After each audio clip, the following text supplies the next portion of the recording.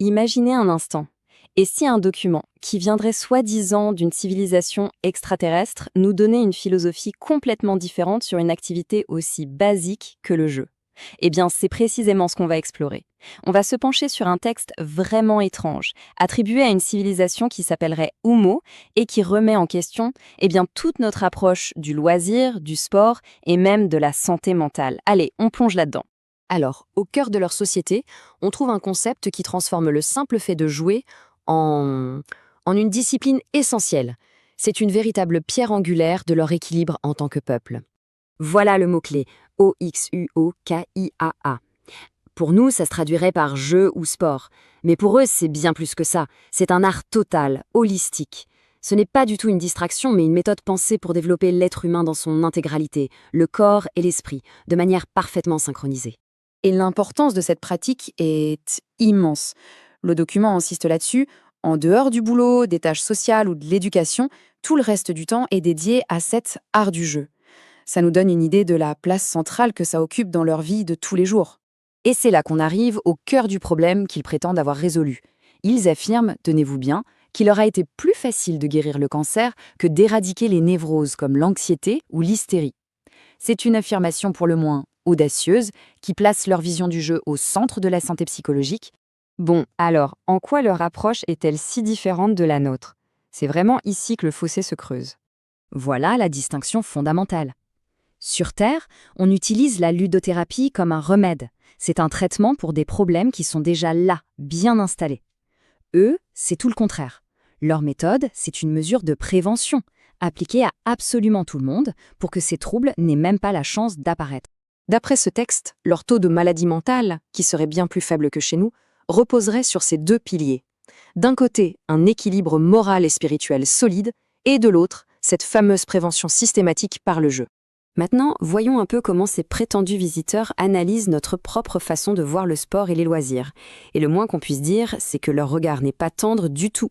La citation est directe, sans détour. Le document qualifie nos pratiques sportives de désorganisées et même d'absurdes. C'est quand même une critique très très forte de nos activités les plus populaires. Leur critique, elle se décline en plusieurs points. D'abord, ils pensent que nos sports développent le corps au détriment de l'esprit, ce qui crée un déséquilibre. Ensuite, que le sport devient un spectacle passif, une sorte de drogue sociale pour maintenir une paix de façade et même perpétuer des injustices. L'analogie finale est assez frappante. C'est comme si on avalait des vitamines et des antibiotiques au hasard, sans savoir pourquoi, sans aucun diagnostic. À ce stade, on se pose forcément la question. Une société aussi planifiée, même dans ses loisirs, est-ce que ce n'est pas une société de robots finalement? Le document d'ailleurs anticipe complètement cette critique. La question est posée, très directement. Est-ce qu'on parle d'automates sans aucune liberté intérieure, de simples rouages dans une machine sociale parfaitement huilée? Et là, attention, voilà leur réponse. Un renversement complet de perspective. D'après eux, les marionnettes, ce sont les terriens. Esclaves d'habitudes irrationnelles, de tabous sociaux, de pression commerciale. Ils disent même avoir souffert en devant s'adapter à nos comportements qu'ils trouvent complètement inharmoniques. Donc, le point crucial de leur argument, c'est ça. Ils pensent que notre sentiment de liberté n'est qu'une illusion. Notre comportement sera en fait conditionné par un tas de réflexes, de peurs, d'habitudes qu'on ne questionne jamais, alors que leur liberté à eux serait interne, purement basée sur la raison et la logique. Et cette analogie, elle illustre parfaitement leur philosophie. Pour eux, s'inquiéter de la solidité de l'avion, c'est-à-dire la société, c'est la forme la plus intelligente d'intérêt personnel, parce que la survie de tout le monde en dépend. L'égoïsme, dans cette logique, serait une pure folie. Bon, passons de la philosophie générale à la pratique. Comment est-ce qu'ils posent les bases de cette société si particulière? Eh bien, tout commence, évidemment, dès la toute petite enfance. Voici le principe psychobiologique qui guide toute leur éducation. La moindre erreur dans l'éducation précoce est vue comme irréparable pour l'équilibre futur de la personne. Absolument tout se joue dès les premiers instants de la vie. Leur approche est incroyablement méticuleuse. Le nouveau-né est mis dans un environnement ultra contrôlé. Le but? Développer correctement sa perception des sens et de l'espace, sans les distorsions que notre monde, bien trop complexe, imposerait à un cerveau en pleine formation.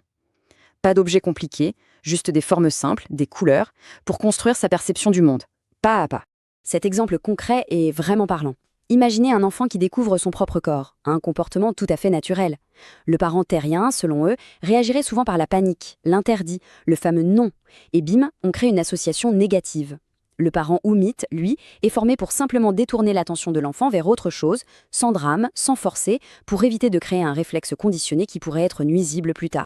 Au final, toute cette exploration nous laisse avec une question assez vertigineuse.